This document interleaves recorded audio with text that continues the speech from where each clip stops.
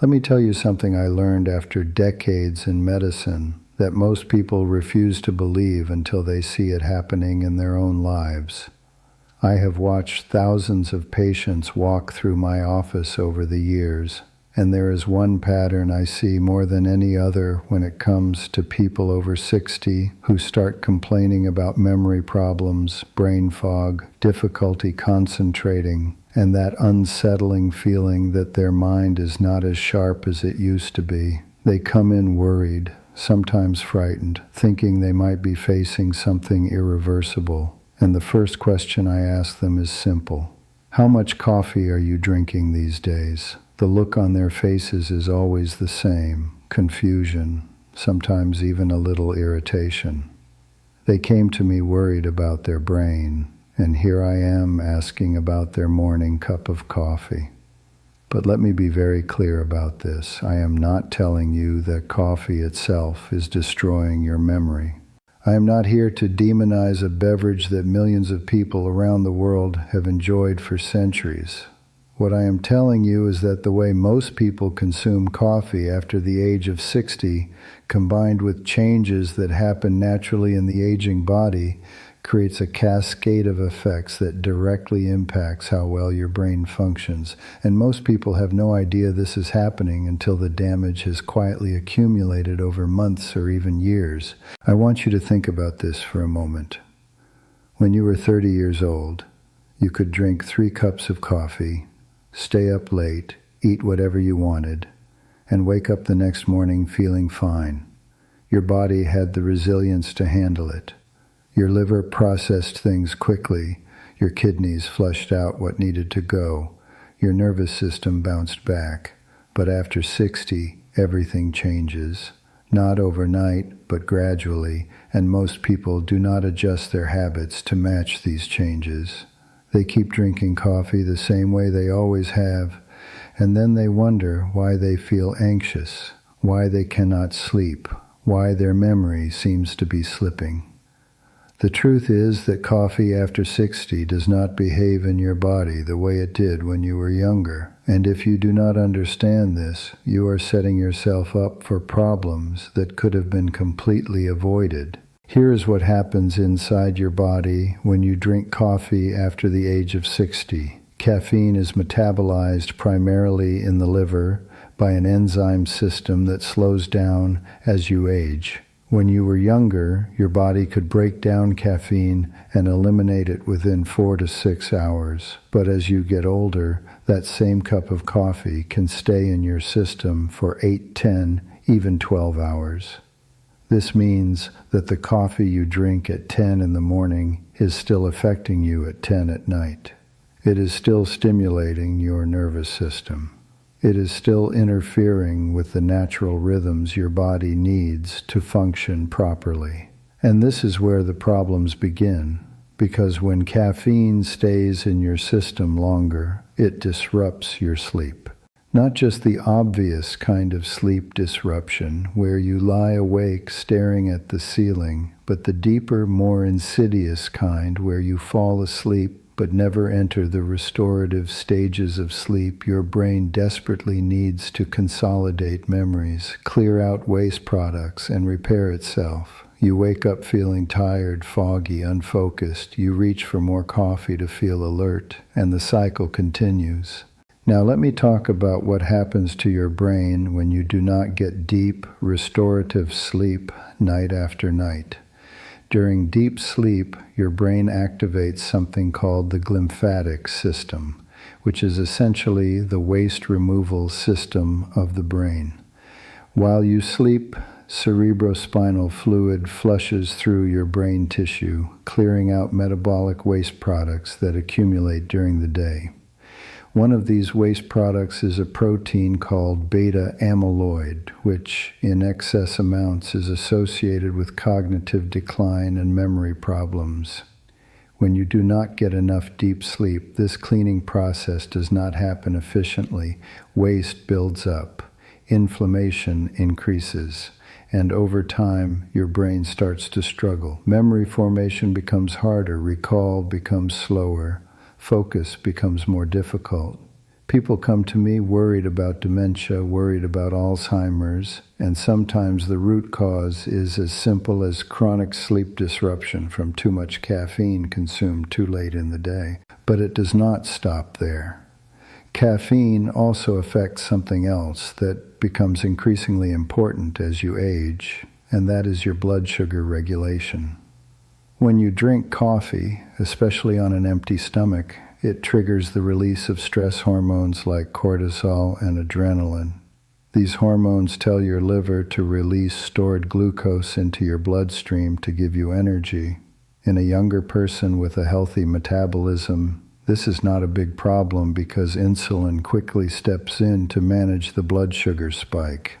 But after 60, especially if you are carrying extra weight or have any degree of insulin resistance, this repeated cycle of caffeine-induced blood sugar spikes puts enormous stress on your metabolic system. Over time, this contributes to inflammation throughout the body, including in the brain. And inflammation is one of the key drivers of cognitive decline. It damages the delicate structures in the brain responsible for memory and learning. It impairs communication between neurons. It accelerates aging at the cellular level. I have seen this play out so many times in my practice. A patient comes in complaining about memory problems. We run tests. Everything looks relatively normal. But when I sit down and really talk to them about their daily habits, the pattern becomes clear. They wake up and immediately drink a large cup of coffee, often before eating anything. They have another cup mid-morning, maybe another in the early afternoon. By the time evening comes, they feel wired but tired at the same time. They struggle to fall asleep. When they finally do sleep, it is restless and shallow. They wake up exhausted, and the first thing they do is reach for coffee again. Their blood sugar is on a roller coaster. Their stress hormones are elevated, their sleep is poor, and their brain is paying the price. Now, I want to be very clear about something because I know what you might be thinking. You might be thinking that you have been drinking coffee your whole life and you are fine. And maybe you are. But what I am talking about here is not about whether coffee is good or bad in some absolute sense. What I am talking about is understanding how your body changes as you age and adjusting your habits accordingly. The coffee habit that worked perfectly well for you at 40 might be quietly undermining your health at 65. And the tragedy is that most people do not make the connection until the symptoms become undeniable. Let me share something else I have observed over the years. Many people use coffee as a crutch to compensate for poor energy levels that are actually caused by other factors. They are not sleeping well, so they drink more coffee. They are not eating properly, so they rely on caffeine for energy. They are dehydrated, stressed, sedentary, and instead of addressing these root causes, they pour another cup of coffee. And the more they rely on caffeine, the more their natural energy regulation becomes disrupted. The adrenal glands become fatigued. The body loses its ability to produce steady, sustained energy on its own. People become dependent on an external stimulant just to feel normal. And when that stimulant wears off, they crash. This creates a physiological dependence that makes it very difficult to break free from the cycle. So what do? I am not going to tell you to never drink coffee again. That would be unrealistic and, frankly, for most people, unnecessary. What I am going to tell you is this. If you are over 60 and you are experiencing memory problems, brain fog, difficulty sleeping, or just a general sense that your mind is not as sharp as it used to be, you need to take a hard look at your coffee consumption, not just how much you are drinking, but when you are drinking it and how it fits into the rest of your daily habits. If you are drinking coffee after noon, you are almost certainly disrupting your sleep, even if you do not realize it. If you are drinking coffee on an empty stomach first thing in the morning, You are spiking your blood sugar and stress hormones in a way that sets you up for energy crashes and metabolic stress throughout the day. If you are drinking multiple cups throughout the day just to stay awake, you are masking deeper problems that need to be addressed. Here is what I recommend based on decades of clinical experience and watching what actually works for people. First, limit your coffee intake to 1 cup, maybe 2 at most, and consume it only in the morning, ideally between the hours of 9 and 11. This timing works with your body's natural cortisol rhythm rather than against it. Your cortisol levels are naturally highest right when you wake up, so drinking coffee immediately floods your system with both cortisol and caffeine, which is unnecessary and stressful for your body. Waiting an hour or 2 after waking allows your natural cortisol to do its job, and then the coffee provides a gentle boost rather than a jarring spike.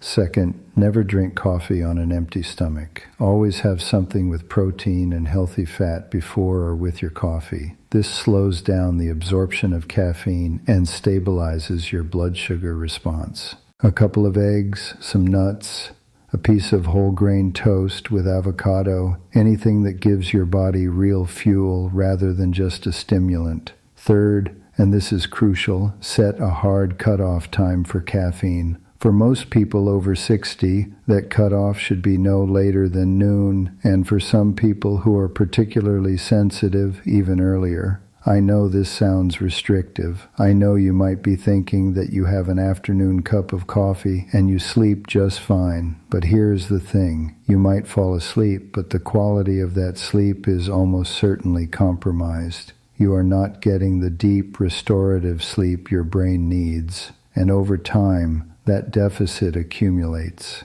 You do not feel it day to day, but over months and years, it shows up as cognitive decline, memory problems, and accelerated aging. Fourth, pay attention to why you are reaching for coffee. Are you genuinely enjoying it, or are you using it to compensate for fatigue? If you find yourself needing coffee just to function, that is a sign that something else is wrong. Maybe you are not sleeping enough. Maybe your diet is poor. Maybe you are chronically dehydrated. Maybe you are not moving your body enough. Coffee should be a small pleasure, not a necessity.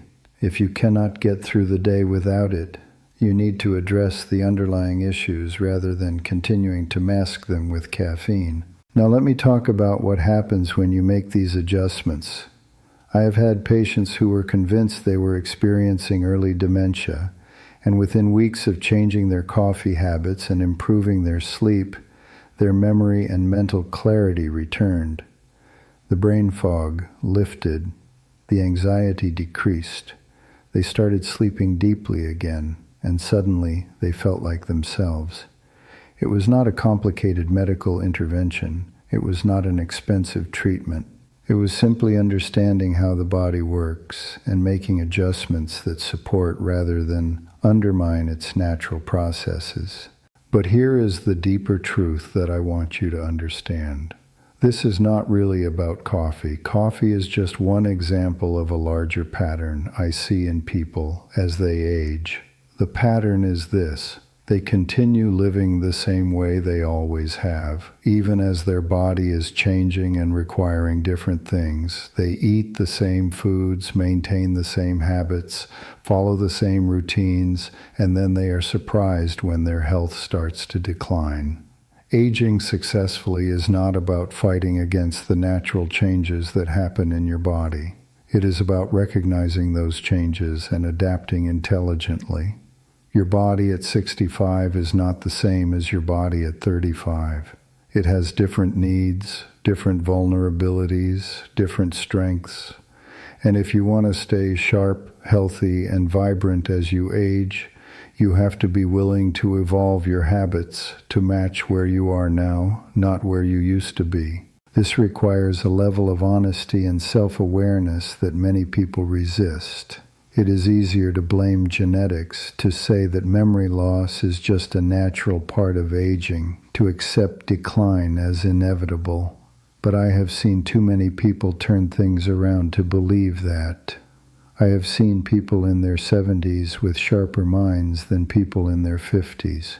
I have seen people reverse cognitive decline by making simple, sustainable changes to their daily habits.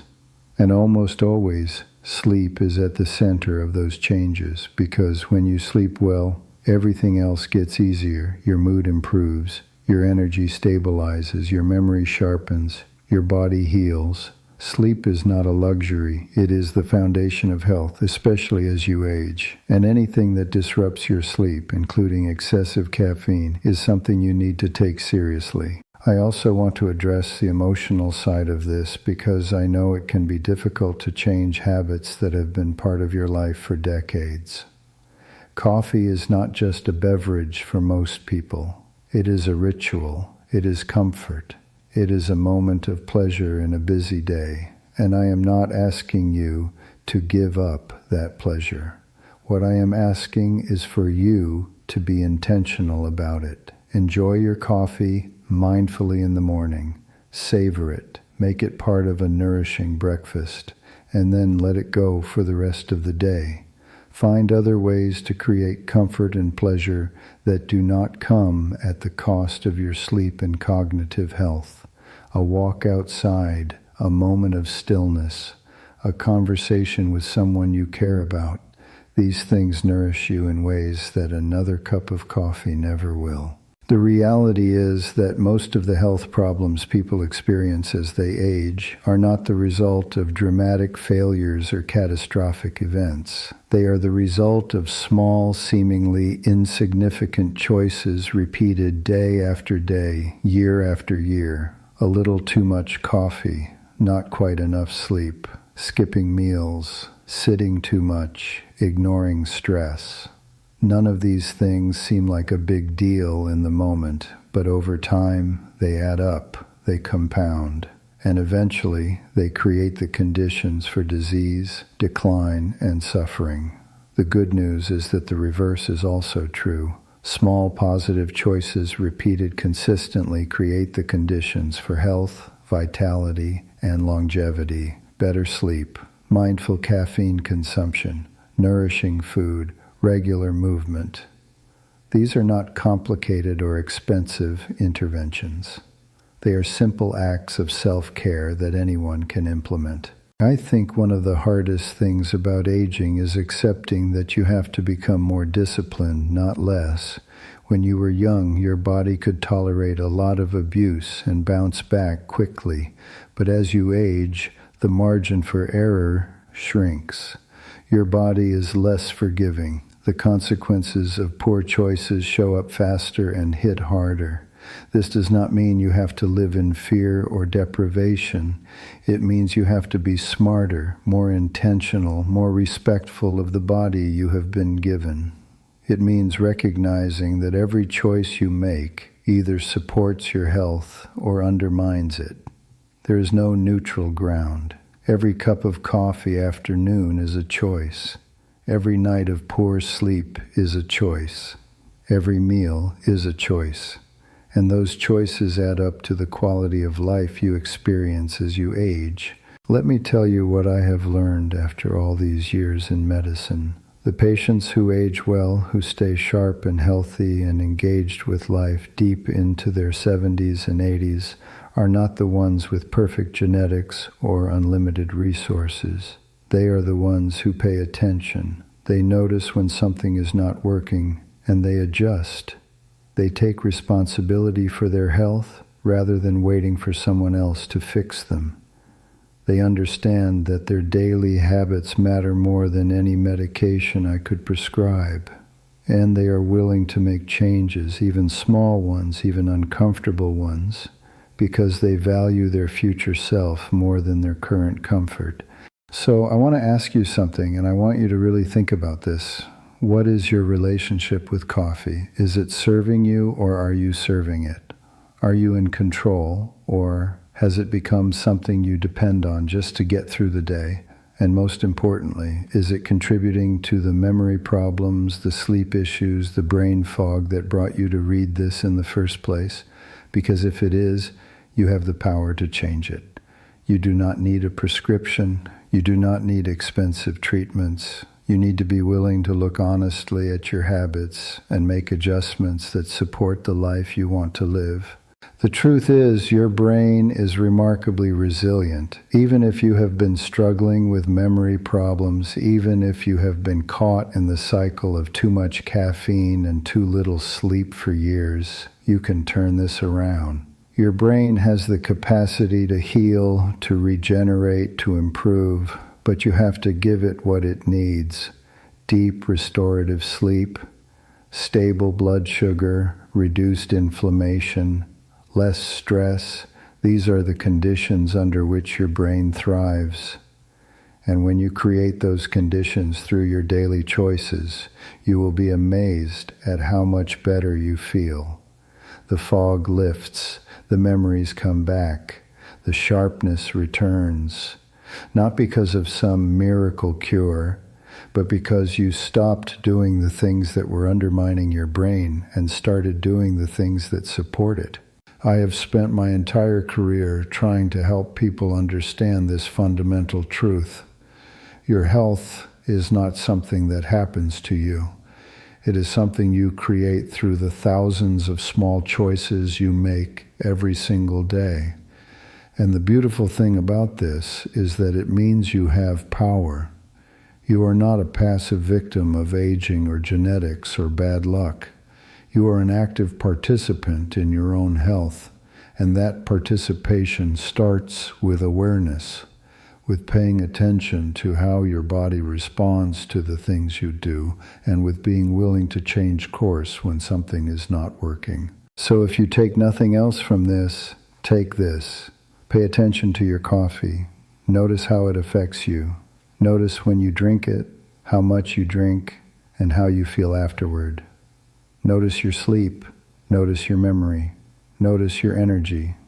And if you see a connection, if you realize that your coffee habit might be contributing to problems you have been blaming on aging, have the courage to change it. Start small. Cut back by 1 cup. Move your last cup of coffee earlier in the day. Never drink it on an empty stomach. And watch what happens. Give it 2 weeks. Give it a month. See how you feel. See if your sleep improves. See if your memory sharpens. See if that fog starts to lift. I think you will be surprised by what you discover. Your mind is precious. Your memory is precious. Your ability to think clearly, to engage with life, to be present with the people you love, these are the things that make life worth living. Do not let something as simple as a coffee habit steal that from you. You deserve better. You deserve to age with clarity, with sharpness, with dignity. And it starts with the choices you make today, right now, in this moment. Choose wisely. Choose with awareness. Choose in favor of the person you want to be 10 years from now, because that future person is counting on the choices you make today.